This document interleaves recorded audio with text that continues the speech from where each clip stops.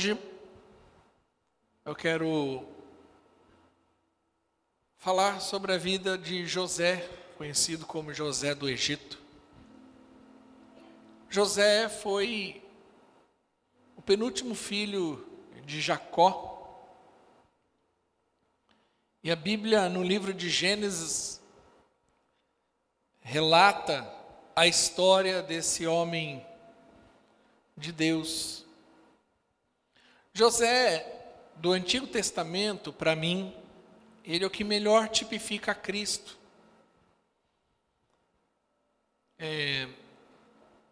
E a história de José, ela nos inspira. E é por causa dessa inspiração que nós vamos hoje ler as Escrituras. Resumindo a vida de José, a Bíblia fala que ele era um dos últimos filhos, o penúltimo filho de Jacó. Jacó tinha muitos filhos. E José era como se fosse um queridinho, aquela coisa de caçula. E José um dia relata que ele teve um sonho e que nesse sonho ele via o seu pai e seus irmãos se prostrando diante dele. E ele conta isso ali para a família e os irmãos ficam bravos com ele, falando: onde já se viu se prostrar?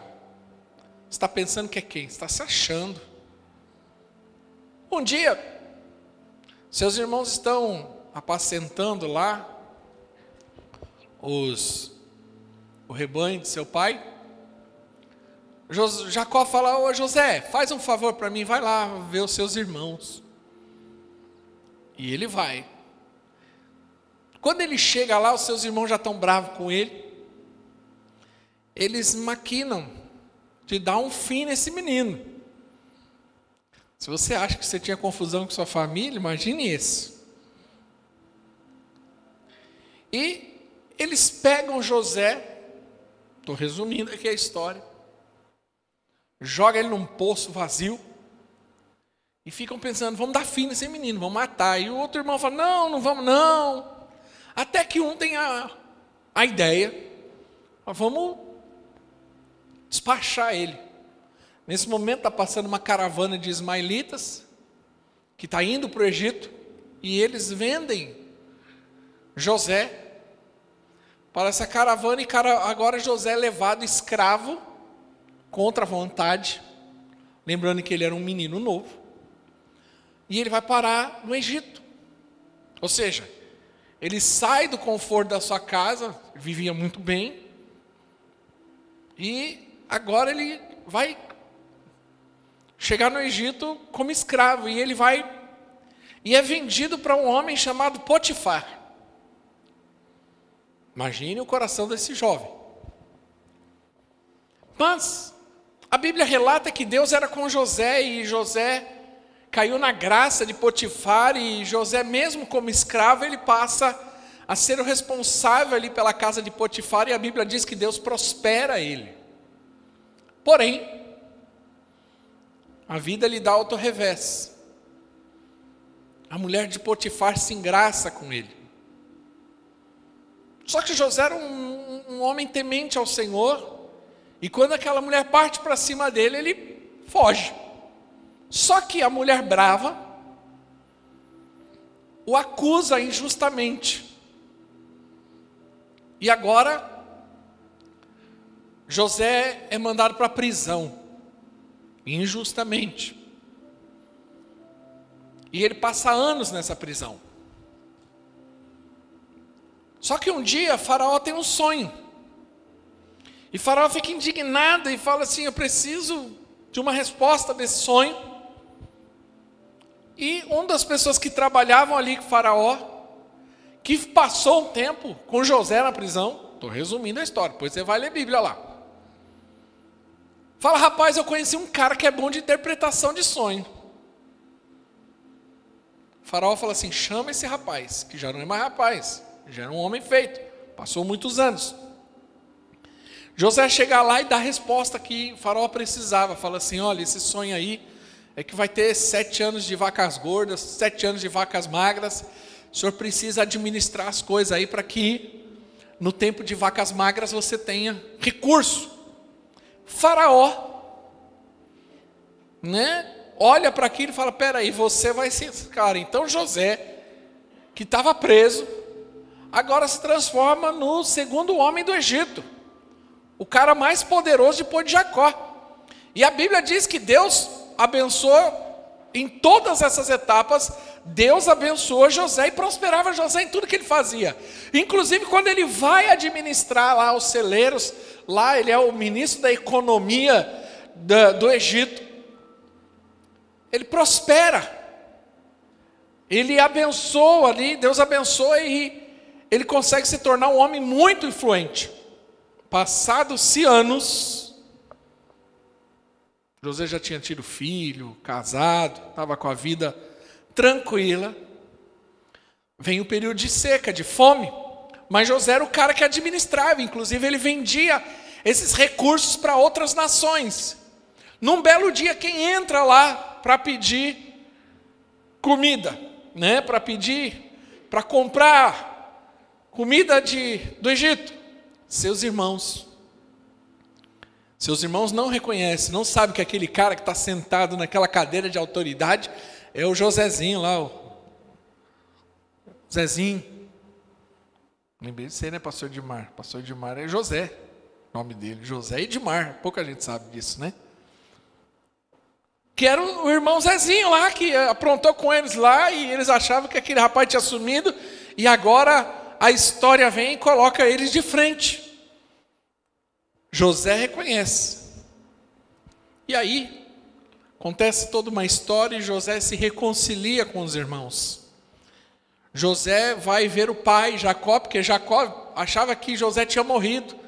E aí, a esse encontro, coisa mais linda acontece. E o capítulo 50, ele narra inicialmente a morte de Jacó. E depois, ele narra ali o final da vida de José, que é o último capítulo de Gênesis. E eu quero ler o capítulo 50, versículo 15, que diz assim: vendo os irmãos de José que seu pai havia morrido, disseram: se José tiver rancor, diga rancor, contra nós e resolver retribuir todo o mal que lhe causamos. Então mandaram um recado a José dizendo: antes de morrer o seu pai nos ordenou que disséssemos o seguinte: peço-lhe que perdoe os erros e pecados de seus irmãos, que o trataram com tanta maldade. Agora, pois, perdoa os pecados dos servos de Deus, do teu pai. Quando recebeu o recado, José chorou. Depois vieram seus irmãos e prostraram-se diante dele e disseram: aqui estamos, somos seus escravos. José, porém, lhe disse: não tenham medo, estaria eu no lugar de Deus? Vocês planejaram mal contra mim. Para mim, essa é uma das partes mais lindas do Antigo Testamento. Vocês planejaram mal contra mim, mas Deus o tornou em bem, para que hoje fosse preservada a vida de muitos. Por isso não tenho medo, eu sustentarei vocês e seus filhos. E assim tranquilizou e lhes falou amavelmente. José permaneceu no Egito com toda a família de seu pai, viveu 110 anos. E daí para frente, relata ali a morte de José. José, ele nos dá o exemplo do que é viver uma vida extraordinária. O que é uma vida extraordinária? É uma vida acima da média, porém, não é com a régua natural do homem. José, ele nos dá exemplo de viver uma vida extraordinária quando você ver a história de um homem que passou por tudo que ele passou, e a história relata um homem que termina bem, um homem que conclui aquilo que Deus começou na vida dele, e um homem que deixa não somente uma história marcada, mas um legado. Porque José foi fundamental na história do povo de Israel. Porque foi por causa de José, que era o governador do Egito, que no período da fome ele assume toda a sua família, e todo o povo de Israel, que ali era um grupo de mais ou menos 80 e poucas pessoas, vai morar no Egito por um tempo, por conta das necessidades, e José é o instrumento para abençoar ali sua família. Esse povo cresce no Egito, depois de 400 anos é liberto por meio de Moisés e volta para a terra prometida. Então José é fundamental na história de Israel. José, ele nos dá o exemplo, porque a sua história, ela é uma história como muita das nossas histórias. A história de José, ela contém altos e baixos. Você percebe na história de José que ele tem momentos de muita dificuldade, de muita adversidade, mas também é descrito momentos de muita prosperidade e bênção de Deus.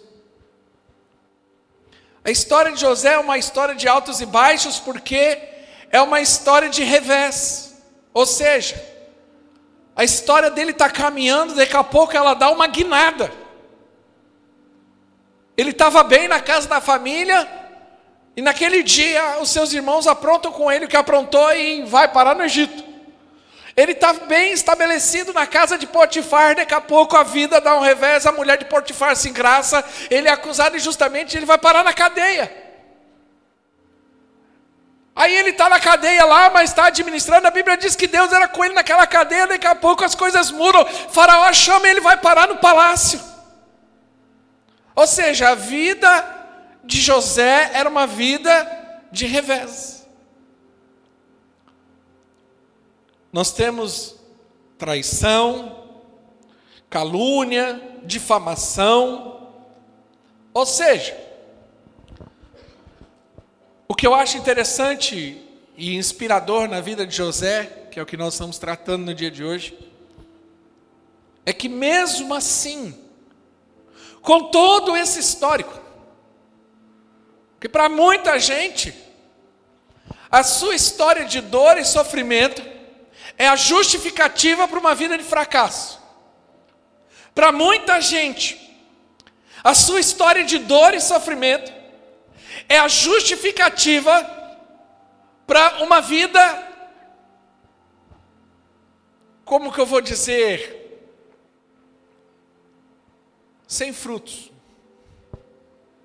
Mas a história de José é diferente, porque mesmo assim, nós vemos um homem que termina a sua vida sendo amável, sendo misericordioso, com toda a autoridade que ele tinha e poder. Percebe que ele usa de misericórdia. Você vê um homem próspero, bem-sucedido, honrado e ao lado da sua família. Ou seja, a história de José nos inspira, porque José, ele não usa do seu fracasso, ele não usa do seu sofrimento para se tornar vítima de uma história. Mas você percebe que José, mesmo com toda essa história de dor e sofrimento, ele é o protagonista da sua história. Nos dias de hoje, a vida de José deve nos inspirar, porque hoje existe uma glamorização, existe uma glamorização do vitimismo. Nós vivemos hoje numa sociedade onde o coitadismo faz parte da cultura. Somente nós, brasileiros, temos muito isso. Por isso que nós temos essa briga constante de classe, de gênero, de cor. Isso nada mais é do que uma cultura de vitimismo. Isso nada mais é do que uma cultura de coitadismo, porque é a glamorização desse tipo de comportamento. Ai, porque eu nasci em família tal. Ai, porque eu nasci desse jeito. Ah, porque eu não tive oportunidade. Isso é tão forte na nossa sociedade que criminoso é tido como vítima para muitos. Não é assim que eles tratam? Coitadinho, ele roubou, tadinho, ele não teve oportunidade, então ele justifica ele matar, né, roubar para ele ter alguma coisa, porque é a glamorização do vitimismo. E muita gente usa isso como justificativa para uma vida miserável e fracassada. Ah, porque fizeram isso comigo. Ah, porque tadinho de mim. Mas o que eu aprendo com José é que isso não foi moeda de troca para ele.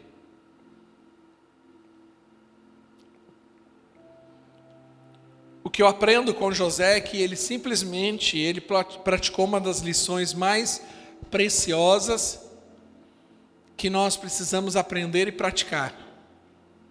Aparentemente é simples, mas infelizmente muita gente não tem praticado. Ele aprendeu uma coisa que todo mundo precisa aprender. Ele não aprendeu uma técnica nova de coaching. Ele não usava uma ferramenta de neurolinguística. Ele não usava os 5 passos para se tornar alguém famoso, bem-sucedido. Mas havia algo na vida de José que deve acontecer em nós. O que José fazia é o que nós precisamos fazer.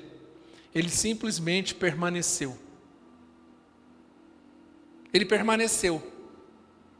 Independente da sua história, ele continuava firme no Senhor. Independente das adversidades, ele ficava firme no Senhor.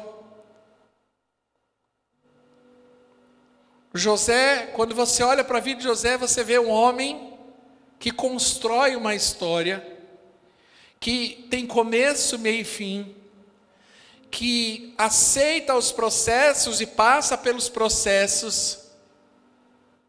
Mas o que eu vejo muitas vezes na vida de muita gente é gente que, primeiro, foge dos processos. Na primeira luta, na primeira adversidade, na primeira tempestade, ela procura fugir.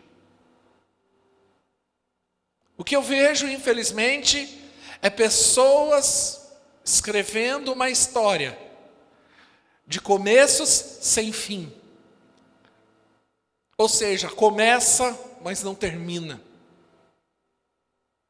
Começa a fazer uma coisa, mas não chega até o final. Inicia um projeto, mas não vai até o final. Inicia um processo, mas não vai até o final. Então ela constrói uma história de abandonos de projeto. Quem está entendendo, diga amém. O que nós vemos na história de José é que foi o homem que permaneceu. Apesar de tudo que acontece, nós não vemos a história de José, um homem que chutou o balde. Como Paulo diz, desanimado, mas abatido, mas não destruído. Ele não chuta o balde, como muitos infelizmente têm feito. Ele vira as costas e sai andando para o projeto de Deus. Não aguento mais. Ele não cede ao pecado como justificativa de que a carne é fraca. Tá como é que é? A mulher vem para cima de mim, sou novo, menino, cheio de hormônio. Não. Ele simplesmente permaneceu firme naquilo que Deus tinha estabelecido para ele. E o que eu acho mais incrível na história desse homem, que eu acho que deve nos inspirar e nos confrontar é que José não tinha igreja, José não tinha pastor, não fez classe de discipulado, CTL, seja qual for, e mesmo assim ele permaneceu. O que é angustiante nos dias de hoje é que a pessoa vai para a igreja, vai para a célula, participa do discipulado, vai para o treinamento, e mesmo assim ela consegue desistir.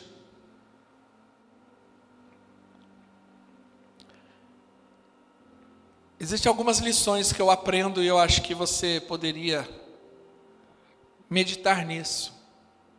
Se você quiser anotar, anote.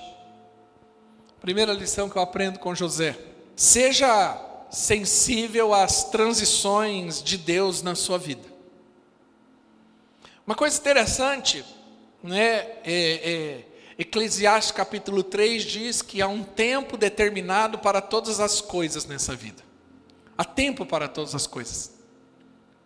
Há tempo de sorrir, há tempo de chorar. E que nós não podemos manipular o tempo. Não tem condição de manipular o tempo. Mas nós podemos responder ao tempo. É isso que nós precisamos entender. Nós não temos controle e domínio sobre o tempo. Eu não posso dizer, não, chegou o meu tempo de rir. Mas se na vontade de Deus é tempo de chorar, não adianta, porque eu não vou mudar nada disso. A questão é o que eu faço com isso, a resposta que eu dou a isso. E o que você percebe na vida de José é que José ele tinha uma sensibilidade e uma percepção, ou eu vou dizer mais, ele tinha facilidade para aceitar essas transições. Porque perceba que na vida do cara, o cara acorda de manhã na casa do pai, e aí o pai vem e fala, vai lá falar com seus irmãos. Naquele dia ele foi dormir em outro lugar. A vida dele deu um revés no mesmo dia.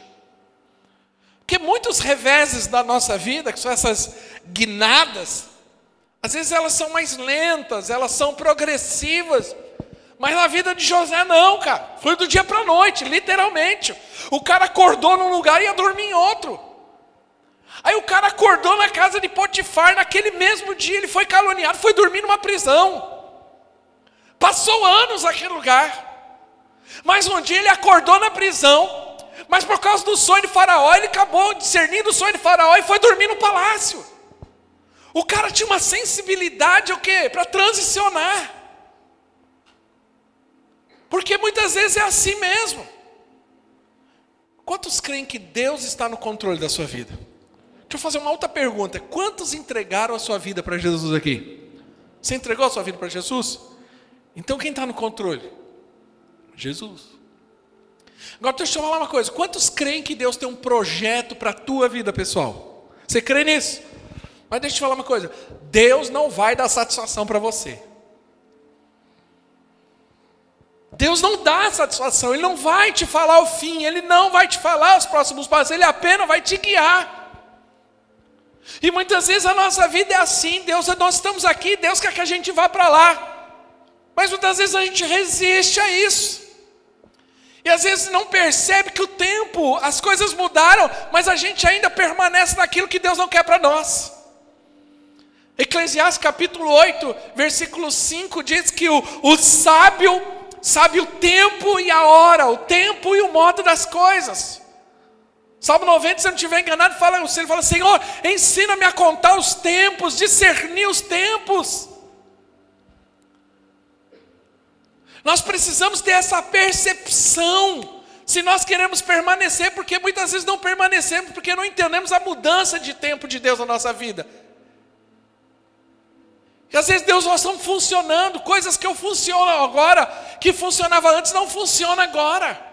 Mas muitas vezes nós queremos insistir numa coisa que não funciona, num modo que não funciona. E aí a gente fica culpando a Deus porque a coisa não está funcionando, mas não é Deus, é porque muitas vezes nós não entendemos essa transição. Nós não percebemos isso, principalmente nos dias de hoje, onde as mudanças elas são muito mais rápidas.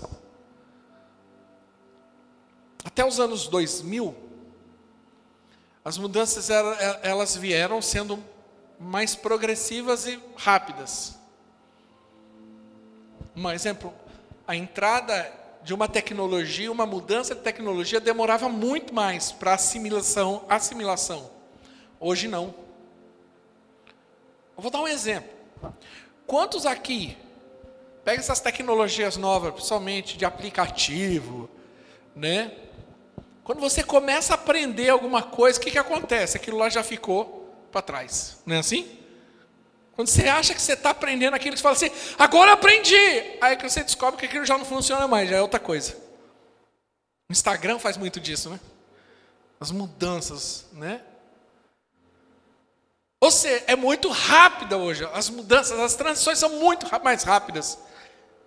E muitas vezes a gente não tem essa percepção, essa sensibilidade.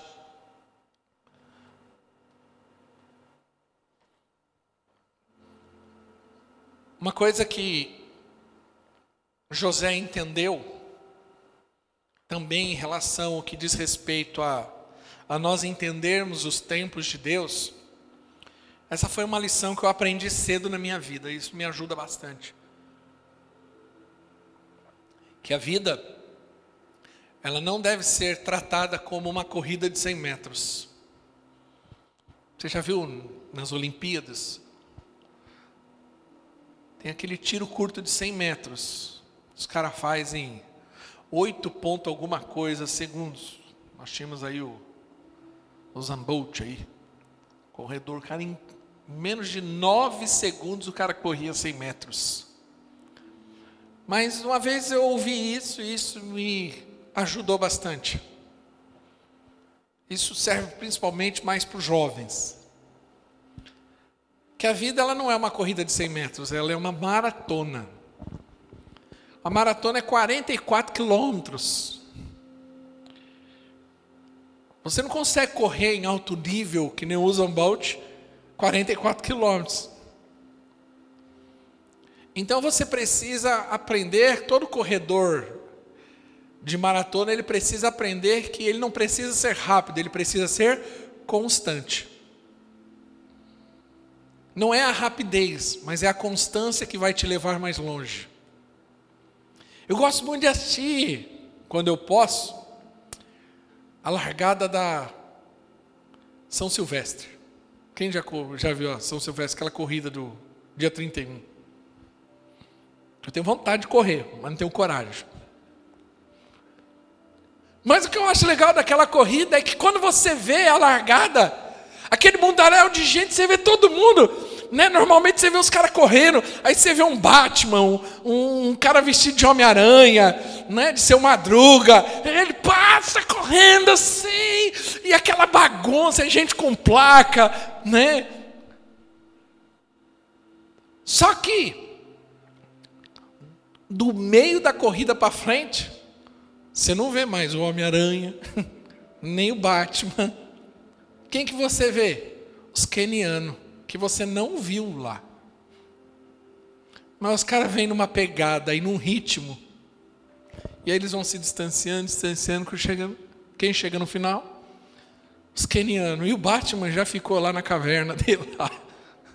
Já voltou para Gotham City. Uma coisa que, se nós precisamos aprender, eu vejo muita gente, principalmente eu falo para os jovens, porque o jovem ele tem, né? Já passei por essa fase. Quando você é jovem, você acha que você vai conquistar tudo muito rápido. Então na cabeça, eu converso com alguns jovens, eles têm 25, 28. Tô velho, pastor. Eu ainda não estudei, eu não casei, eu não fiz isso. Calma, meu filho, calma. Não, porque tem que fazer, porque eu quero fazer, eu estou fazendo 3 faculdades, eu estou fazendo mais um curso, e olha, eu estou fazendo mais aquilo, e eu estou namorando, eu estou casando, eu estou fazendo todo o mistério. Calma. Quer fazer tudo. Ele está tudo de língua de fora. E normalmente são esses que param no meio do caminho, porque normalmente eu olho e falei, tá aí o Batman da corrida, aí ó. Ele entende que a vida é com a constância. E você nunca vai estar velho para alguma coisa.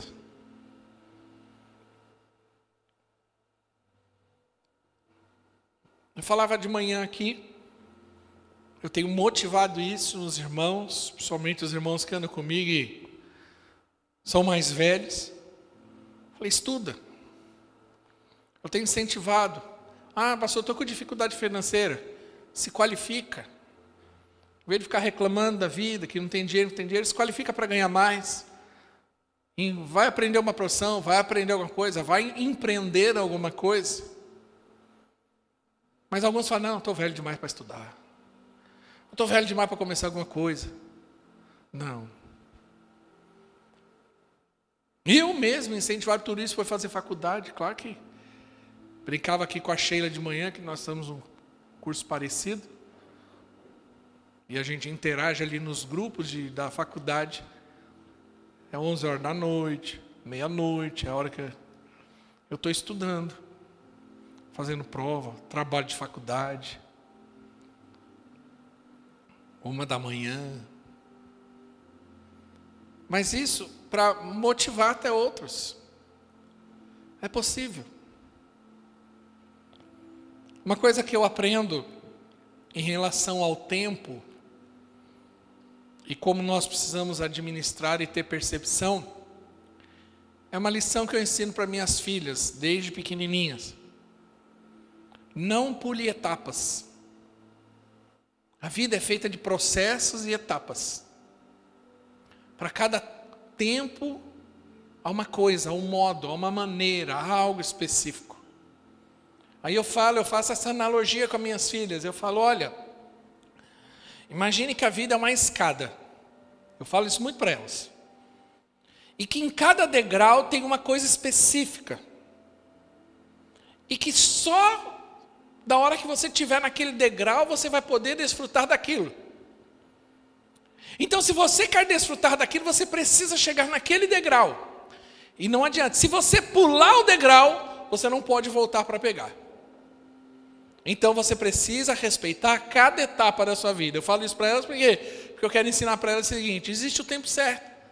Existe o tempo certo de estudar, tem o tempo certo de se relacionar, tem o tempo certo de estudar, de concluir, tem o tempo certo de casar. Qual que é o problema? Muitos deles pulam etapa e quer viver. Então ele vai lá, é novinho, quer casar, depois quer ter filho, depois ele quer voltar a fazer aqui, e aí ele fica remendando a vida dele, porque ele não entendeu que pulou etapas. E alguns eu tenho que falar essa realidade. Falei, irmão, tem coisa que dá para você fazer, mas tem coisa que já foi.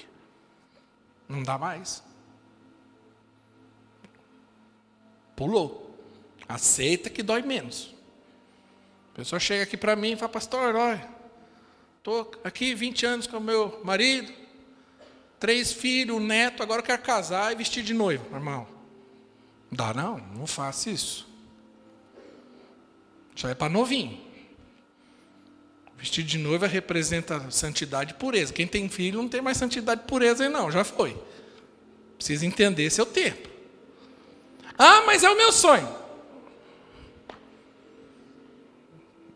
É a dura realidade. Nós precisamos entender. Há tempo para as coisas. Nós precisamos estar sensíveis aos ciclos. A gente aprende que existe verão, inverno, outono, e que cada tempo nós nos adaptamos a ele. Eu não consigo dizer, não quero inverno. Mas quando está no inverno, o que você faz? E está com frio? Você se adapta. Você põe roupa. Você põe uma coberta a mais. Não adianta você negar. Ah, não quero saber, para mim não existe frio. O frio é psicológico. Anda de bermuda e camiseta para ver o que acontece com você. O que eu estou dizendo é que na vida também deve ser assim. O que você percebe na história de José é que José entendeu isso. Ele não era resistente à mudança. Às vezes Deus quer nos mover, quer nos levar para outros lugares e nós precisamos estar mais sensíveis. Quem está entendendo, diga amém. Segunda lição que eu aprendo com José, que também é uma lição preciosa. Guarde o teu coração. Provérbios 4, 23 diz assim: sobre tudo que deve guardar, guarda o seu coração, porque dele procedem as saídas da vida, ou em algumas traduções, as fontes.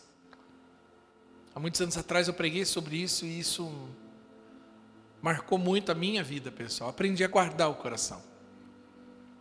Guardar o coração do quê, pastor?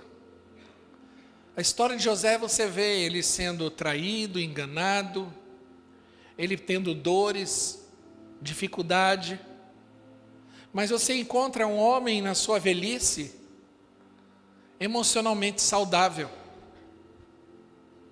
sendo misericordioso, amável. Guardar o coração diz justamente isso.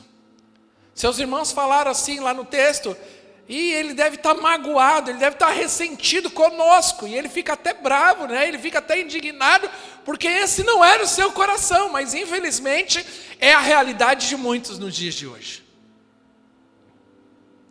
Eles não guardam o coração, e daqui a pouco está com o coração amargurado, com o coração ressentido, ofendido. José, ele preserva o seu coração. Ele não permite que as dores e as suas lutas contaminem o seu coração. Ele não permite que as adversidades da sua vida transformem o seu coração. E eu vou te falar, isso vai ser um dos nossos maiores desafios. Eu prego isso há muitos anos e eu tenho que praticar isso muitas vezes nos meus dias, de guardar o meu coração, porque muitas vezes nos frustramos, nos decepcionamos, muitas vezes nos entristecemos, muitas vezes somos ofendidos. A questão não é o que estão fazendo comigo, a questão é como que eu lido com isso. Porque eu não tenho poder sobre as outras pessoas, mas eu tenho sim poder de guardar o meu coração. E de não permitir que isso se torne uma ferida incurável. O que eu vejo é muita gente que não guarda o coração. E fica ofendido, fica machucado, se torna amargo. Eu acho interessante nesse texto, porque quando seus irmãos vão falar com ele, que, olha, o pai disse que você precisa nos perdoar, e nós pedimos perdão. É interessante que no final do versículo 17 diz, e José chorou. O que eu percebo aqui é um homem que mesmo com essa história de vida, de dor, de trauma, é um homem que não perdeu a sensibilidade. E um dos nossos maiores desafios da nossa vida pessoal é isso. É em meio à dificuldade eu não perder a minha sensibilidade. É não deixar o meu coração se tornar um coração embrutecido. Tem gente que se torna embrutecida pelas dificuldades da vida.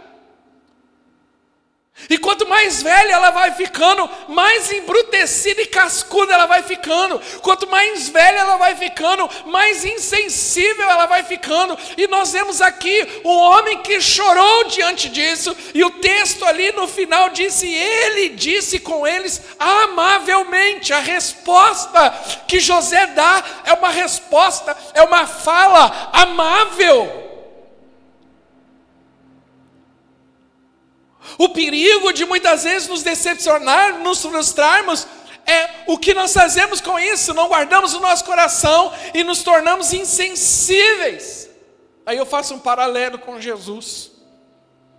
João capítulo 11, Lázaro morre, todo mundo conhece essa história, está lá 4 dias, chega Jesus. Quando Jesus chega, ele encontra o quê? Ele encontra um ambiente de velório, lógico, e ele encontra Marta e Maria chorando.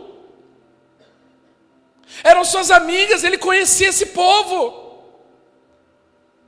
E o texto diz em 11:35, o menor versículo da Bíblia, e Jesus chorou. E Jesus chorou porque Ele se compadece da dor daquelas mulheres. Ele se compadece com a dor daquelas irmãs, amiga dele. O perigo de muitas vezes nós não guardarmos o nosso coração, que a gente começa a se tornar tão insensível, que a gente não consegue mais ver a dor do outro. A gente não consegue mais se sensibilizar com a dor do outro. E muitas vezes a gente até desqualifica a dor do outro, porque a gente acha que a nossa dor é maior. Quantas vezes eu vejo gente respondendo assim?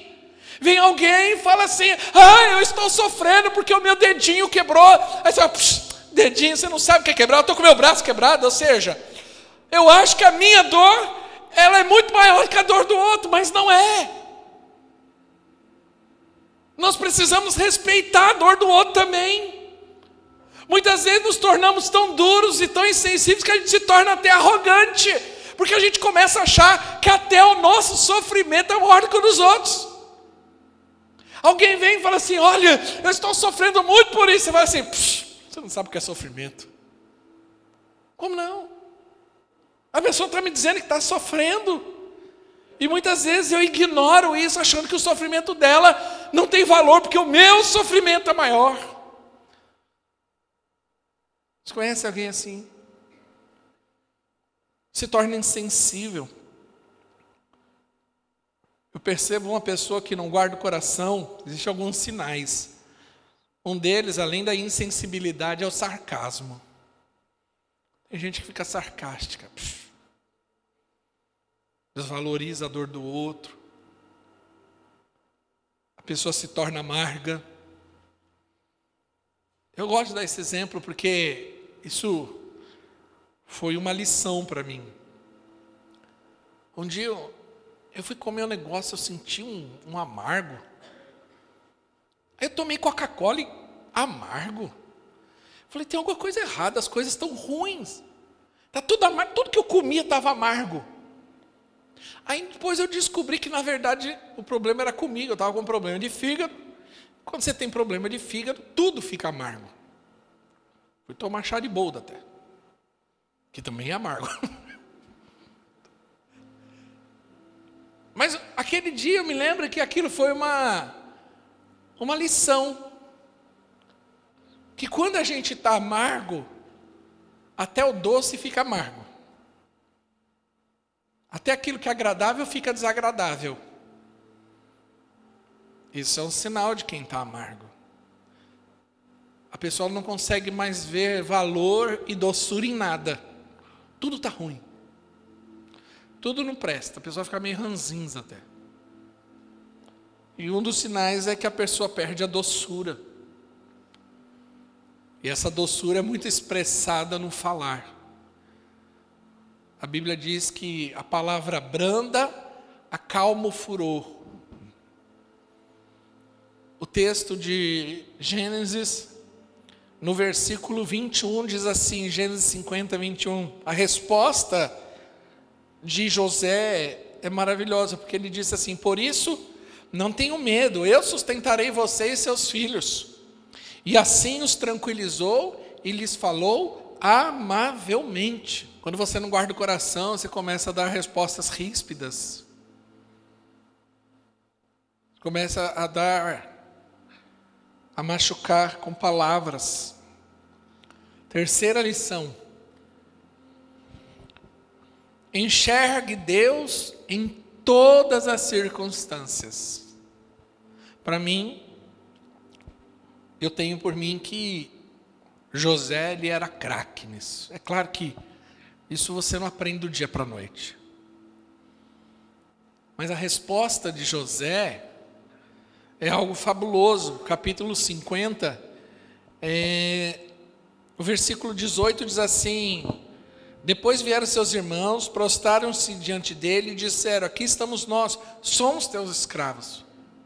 José responde, no versículo 19, dizendo assim: José, porém, lhes diz: não tenham medo, estaria eu no lugar de Deus? Ou seja, eu não estou aqui no lugar de Deus para fazer, para julgar, para definir a história de ninguém.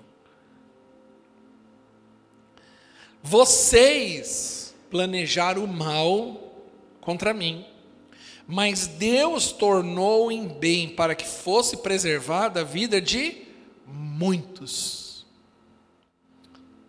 José, ele aprendeu a enxergar Deus em todas as circunstâncias, porque hoje, essa mensagem triunfalista que muitos pregam e se dizem até pastores, eu tenho um negócio com esse tipo de mensagem, porque eu acho que ela não é bíblica, eu não enxergo Bíblia, porque eles fazem uma dicotomia de Deus e da história das pessoas. Em que sentido?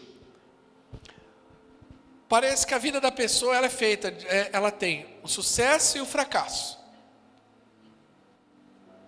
a prosperidade e dificuldade financeira, felicidade e tristeza, e que Deus parece que só opera de um lado. Então assim, se eu estou do lado da vitória, da prosperidade, do sucesso, Deus é comigo. Agora, se eu estou do lado aqui do fracasso, da dificuldade financeira, da decepção, parece que ou incompetente sou eu, ou é o diabo que está na história. E Deus não está nessa história. Mas na Bíblia não diz isso. A Bíblia diz que Deus é um Deus de monte e de vales. Que Deus é Deus que quando eu estou no bem, mas também é quando eu estou no vale da sombra da morte. Deus não me abandona, Deus não desiste de mim. Quando eu olho para a Bíblia e vejo homens de Deus passando suas dificuldades, suas adversidades, e mesmo assim Deus era com ele, como que eu posso dizer que Deus não está comigo em meio à dor? O que dizer de Elias, que entrou no meio de uma caverna depressivo? O que dizer de Paulo, que diz que inclusive passou fome? O que dizer de Jó, que perde tudo, inclusive sua família, e enche o seu corpo de ferida?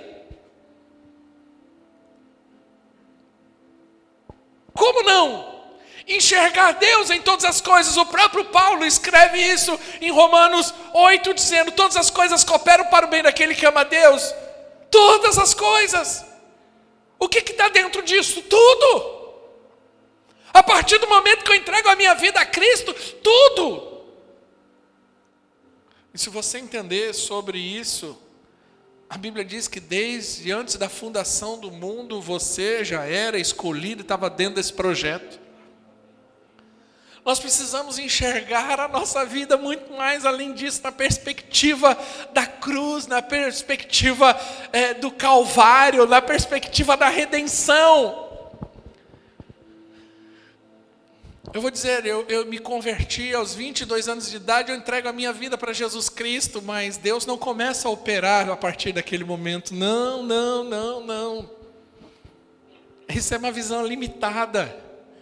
Mas quando eu olho a perspectiva da redenção, a Bíblia diz que antes da fundação do mundo, o Senhor já havia me escolhido e separado. Desde o ventre, ainda meu corpo informe, ali nos primeiros momentos, as primeiras células, ali naquele momento o Senhor já estava estabelecendo algo na minha vida e na sua vida. Como não enxergar Deus em todas as coisas? Se você fizer uma análise da sua vida, por mais que você tenha passado dificuldades, lutas e traumas, eu quero te dizer, Deus estava com você nessa hora. Alguma medida Ele estava te guardando, Ele estava te cercando. Eu me converti aos 22 anos de idade mas tem algumas coisas, quando eu olho para a minha vida, não tem como eu não olhar nessa perspectiva da redenção, que Deus, em sua soberania, já tinha definido algo para mim, sem eu saber e sem eu querer. Porque eu fui querer, de fato, ali aos 22 anos de idade, mas Deus já estava me cercando. Quando eu tinha 9 anos de idade, e eu estou falando isso quando você começa, Deus está ampliando a sua visão, começa a olhar para a tua vida e ver que Deus já estava te cercando há muito tempo. Deus já estava aguardando você, quantos livramentos, quantas coisas que Deus fez e ali, quantos anjos o Senhor enviou. Eu tinha 9 anos de idade, meu avô materno, pai da minha mãe, ele estava com câncer. E ele tinha uma família grande, né? Meus tios, minha mãe, meus tios e muitos netos. Mas eu não sei por que cargas d'água. Minha mãe conta que um dia meu avô chamou ela em casa e falou: vem cá. E meu avô separou 3 Bíblias. 2 Bíblias grandes, católicas assim, e uma Bíblia menor. Ele falou: eu quero que você dê isso para o Ricardo. Mas eu não era o neto mais chegado do meu avô, né? Eu era um neto. Eu não tinha muito contato com o meu avô, porque nós morávamos longe. Eu era muito pequenininho, 9 anos ainda. E interessante que meu avô não fez isso com todos os netos. Mas ele me deu uma Bíblia. Na verdade, 3, e eu guardo elas até hoje. E uma delas, meus avós não eram cristãos evangélicos. Meus avós eram católicos, não praticantes. Minha família não vem de um berço, não vem de berço evangélico, nem de uma cultura de igreja. Mas o mais interessante é que essa Bíblia menor que meu avô deu é uma Bíblia evangélica. A diferença entre a Bíblia evangélica e a Bíblia católica são os livros apócrifos. Né? A Bíblia católica, se eu não estiver enganado, são 7 livros a mais que são apócrifos. Essa Bíblia, se eu não estiver enganado, é de 1935. E ele me deu isso em 1984, 85, por aí. 84. E ele me deu uma Bíblia. Como não dizer que Deus não estava me cercando? Como não dizer que Deus já estava ali em alguma medida apontando, dizendo: olha, eu tenho algo para você. Eu tenho certeza que você também pode contar uma história parecida em alguma medida disso. Porque quando você olha e você começa a enxergar Deus em todas as coisas, o seu coração fica mais tranquilo, sabe por quê? Porque meio em luta, em meio à adversidade, em meio à tempestade, você sabe que Deus é com você. Isso tranquiliza, isso não nos desespera. Isso não faz a gente querer abandonar, desistir, chutar o balde, porque você sabe que tanto o começo como o meio e o final, você tem alguém ao seu lado, e esse é Jesus Cristo. O que me enche de alegria ao ver a vida de José é que em meio a essa situação, os seus irmãos ali, eu não vejo um homem cheio de justiça própria. A justiça própria é aquele sentimento de merecimento que muitas vezes toma o nosso coração. Então eu fico imaginando que ele poderia dizer ali: é verdade, eu tenho tudo isso porque eu mereço. Só eu sei o que eu passei. Eu mereço ter o sucesso que eu tenho, eu mereço ter o dinheiro, porque só Deus sabe as noites naquela prisão. Não. Você vê um homem que confia no Senhor e sabe que Deus está no controle de todas as coisas. Ele fala assim: Deus pegou o mal e transformou em bem. É interessante que ele reconhece os processos de Deus na sua vida.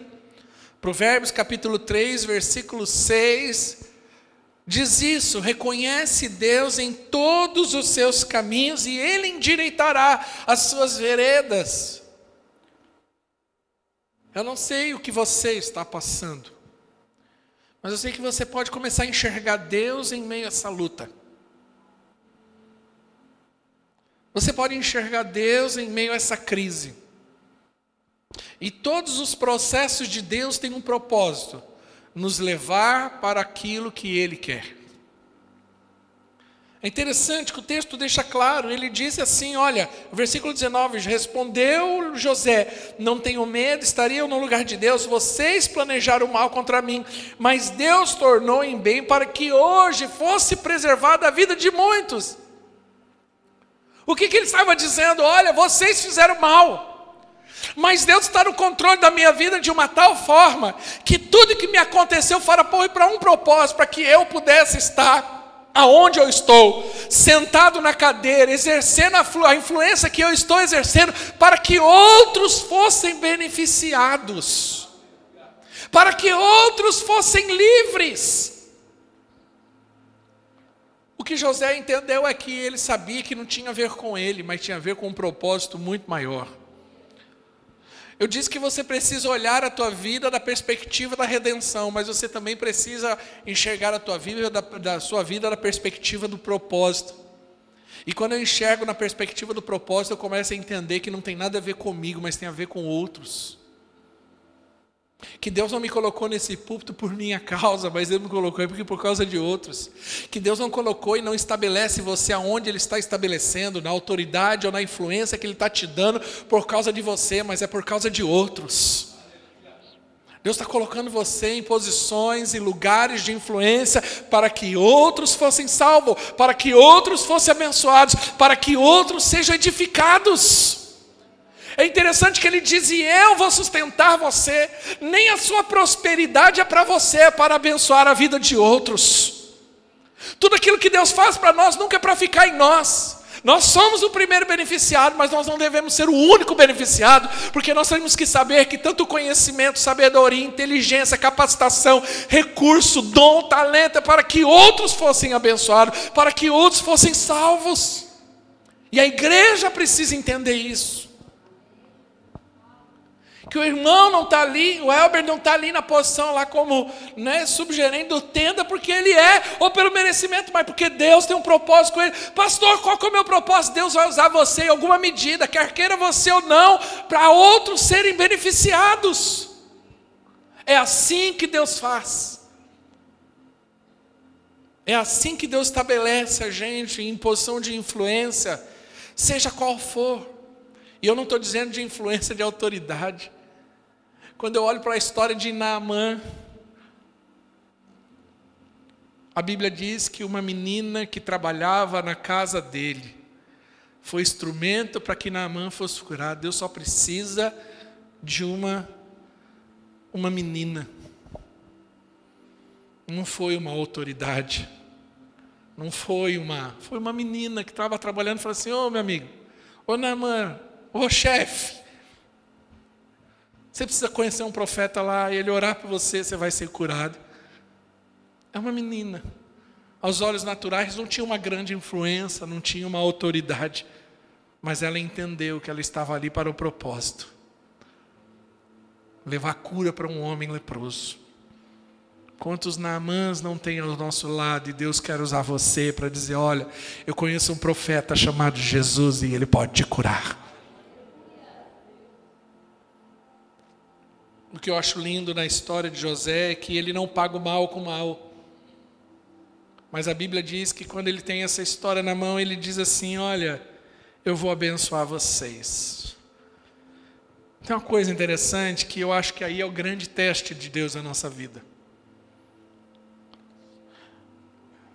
E o grande teste de Deus é o dia em que na sua vida será o dia em que você que tiver o poder. Escuta o que eu vou te dizer agora. Sabe qual vai ser um dos grandes testes de Deus na tua vida? O dia em que você tiver o poder de definir a história, principalmente dos seus inimigos. Os caras aprontaram, os irmãos fizeram tudo isso, mas chegou um dia, estava tudo na mão de José. A questão era a seguinte, o que José fazia com isso? É nessa história que os grandes são revelados. É nessas horas que os nobres se manifestam. É na hora que você tem o poder de definir a vida dos outros, e você faz isso na perspectiva do Senhor, usando a misericórdia e a graça do Senhor. Ah não, fez comigo também, eu vou fazer.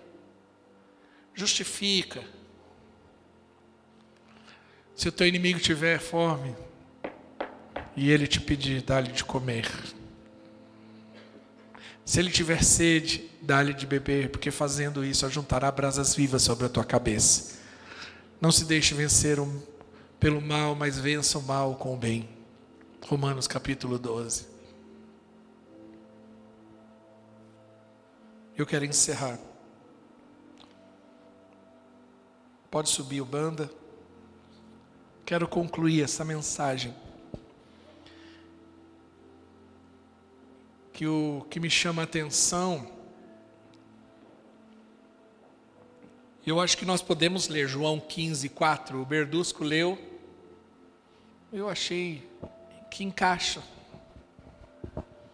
Jesus diz isso: permaneçam em mim,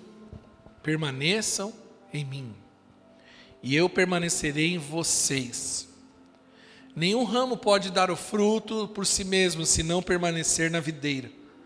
Vocês também não podem dar fruto, se não permanecerdes em mim. Mas o que Jesus está querendo dizer é isso, justamente isso. É que nós devemos permanecer. Que nós devemos insistir. Nós precisamos ter esse coração. Fique de pé em nome de Jesus.